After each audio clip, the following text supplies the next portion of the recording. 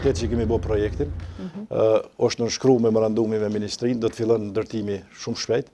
Në buxhet edhe të ministrisë janë 150.000, në buxhet komunës janë 150.000, që bëjnë 300.000 dhe do të fillon me pranverë ndërtimi i stadiumit.